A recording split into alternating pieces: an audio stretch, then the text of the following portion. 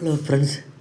இப்போ இன்றைக்கி நம்ம ஒரு விதமாக தமிழில் சென்டென்ஸ் கொடுத்துட்டு அதை எப்படி இங்கிலீஷில் எழுதுறதுன்னு பார்த்துட்டு வரோம். அந்த வகையில் இன்றைக்கி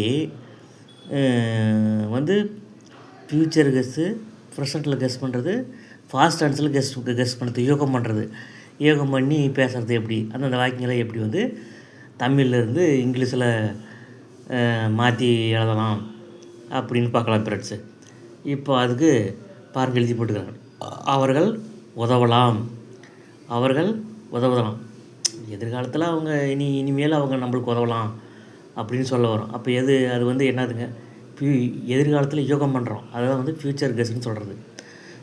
புரிச்சுல ஃப்ரெண்ட்ஸ், ஃப்யூச்சர் கெஸ்ன்னு என்னன்ட்டு அதுக்கு அது அந்த இதில் அவர்கள் சப்ஜெக்ட்டுங்க. உதவலாம்ன்றதுல எதாவது மீன் இருப்புங்க. உதவு அதான் உதவி செய்யறது. உதவு அதான் மெயின் வெர்புங்க. அந்த மெயின் வெர்பு கூட லாம் அப்படின்னு சேர்ந்து வருது பார்த்தீங்களா. இந்த மாதிரி மெயின் வெர்பு கூட லாம்னு சேர்ந்து வச்சுன்னா அது அந்த மாதிரி தமிழ் சவுண்டுக்கு நம்ம என்னென்ன ஃபார்முலா யூஸ் பண்ணலாம் பாருங்கள். சப்ஜெக்ட் எஸ்ன்னு எழுதி போட்டுருக்கோம் பார்த்தீங்களா. அது சப்ஜெக்ட்டு மே, மைட்டு, உட்டு ப்ளஸ் V1, மே plus V1, might plus V1, உட் ப்ளஸ் P1, உட்டு ப்ளஸ் V1. இந்த ஃபார்முலா யூஸ் பண்ணி இந்த அவர்கள் உதவலான்றது ஒரே தமிழ் சென்டென்ஸ் தான் ஃப்ரெண்ட்ஸு. ஸ்டேட்மெண்ட்டு ஒரே ஸ்டேட்மெண்ட்டு. அதுக்கு இந்த 4 வெர்பை யூஸ் பண்ணி அது இங்கிலீஷில் நீங்கள் எழுதலாம்னு தெரிஞ்சுக்கிங்க. புரிஞ்சல ஃப்ரெண்ட்ஸு. நம்ம சேனல் கொஞ்சம் சப்ஸ்கிரைப் பண்ணுங்கள் ஃப்ரெண்ட்ஸு.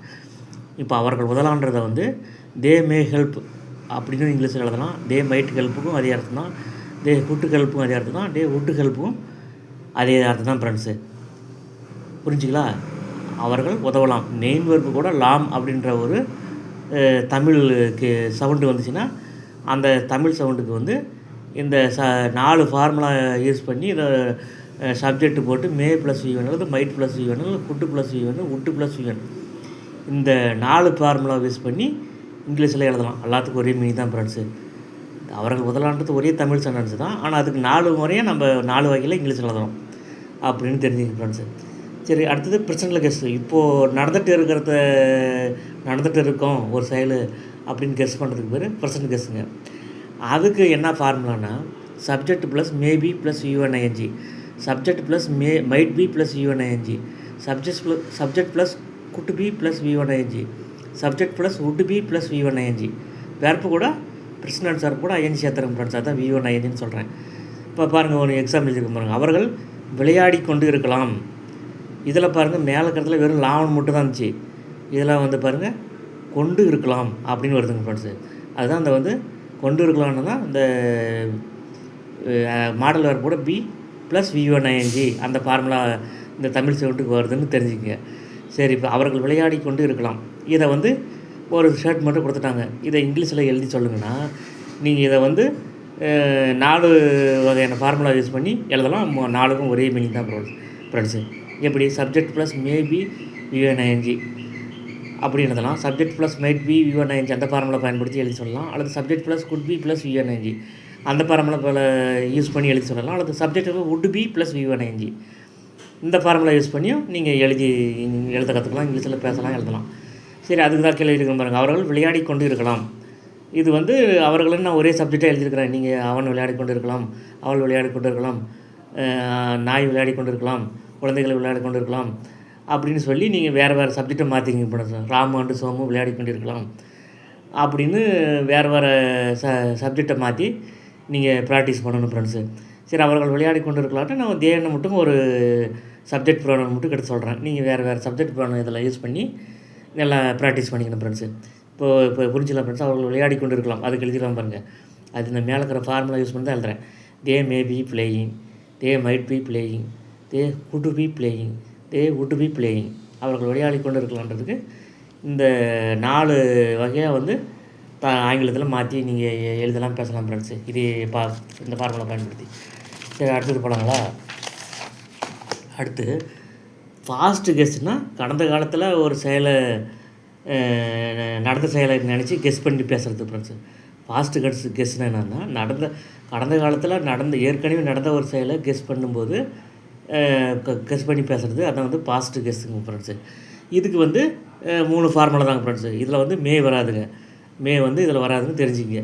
ஏன்னா அது பாஸ்ட் டென்ஸு. மேன்றது ப்ரெசன்ட் டென்ஸு ஃபியூச்சருக்கு வரும். பாஸ்ட் டென்ஸில் அது வராதுங்க. அடுத்தது அதனால் எழுதலைங்க. Subject plus may have plus V3ன்னு அதையும் 4 ஃபார்முலா வந்து இது முன்னெல்லாம் சொல்லியிருக்கிறாரு. இதுக்கு 4 வரும்னு நினச்சிக்காதீங்க. இதில் 3 தான் வரும். Subject plus might have plus V3, subject plus would have plus V3, subject plus would have plus V3. இதுக்கு என்ன சொல்ல பாருங்கள், அவர்கள் மறந்து இருக்கலாம். இதுக்கு நீங்கள் ஒரு கீவேர்டு என்ன வச்சுக்கிட்டிங்கன்னா, வெறும் இந்த லான்றதுக்கு என்ன போடுவீங்க, மே மைட்டு விட்டு போடுவீங்க. அதில் வந்து மே இதில் வராதெல்லாம் மைட்டு விட்டு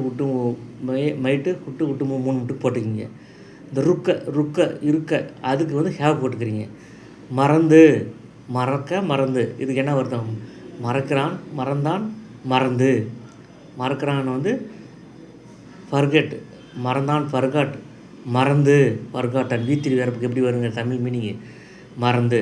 அதாங்க பாருங்கள், இந்த மறந்து இருக்கலான்றதுக்கு நீங்கள் எப்படி மனசில் வச்சுன்னு நீங்கள் இங்கிலீஷுக்கு கொண்டு வரலான்னா, லாமுக்கு மே மைட்டு விட்டு வரும்.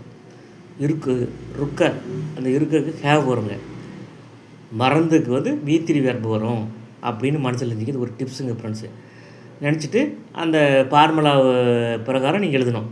அவர்கள் மறந்துருக்கலான்றது எப்படி எழுதுவீங்க, subject plus might have plus V3 அதாங்க எழுதியிருக்கிறோம் பாருங்கள். They might have forgotten. Subject plus could have plus V3 அதான் எழுதியிருக்கிறோம் பாருங்கள். They could have plus forgotten எழுதியிருக்கேன். தே குட் ஹேவ் ஃபர்காட்டன் எழுதியிருக்கேன்னா, அடுத்து subject plus would have plus V3 அவர்கள் மறந்துருக்கலாம். They would have plus V3. அதுக்கு வந்து V3க்கு பதிலாக வந்து இதை அடிச்சுட்டு ஃபர்காட்டன். இதுக்கும்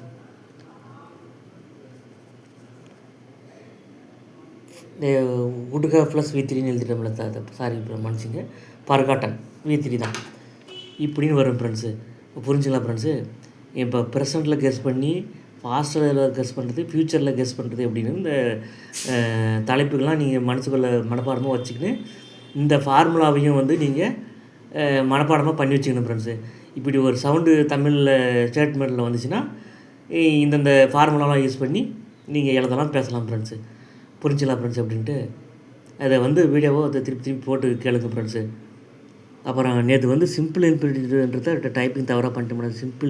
சிம்பிளே இன்ஃபினிட்டிவ் வந்துருச்சு. கொஞ்சம் கோச்சிக்காத ஃப்ரெண்ட்ஸ். அது எப்படி அதை மாற்றி இது பண்ணுறதுன்னு தெரியல ஃப்ரெண்ட்ஸ். அது பிறகு பார்த்து டாபிக் அது சிம்பிள் இன்ஃபினிட்டிவ் கரெக்டாக டைப் பண்ணிடுறேன் ஃப்ரெண்ட்ஸ். அது எப்படின்னு பண்ணுறது தெரில.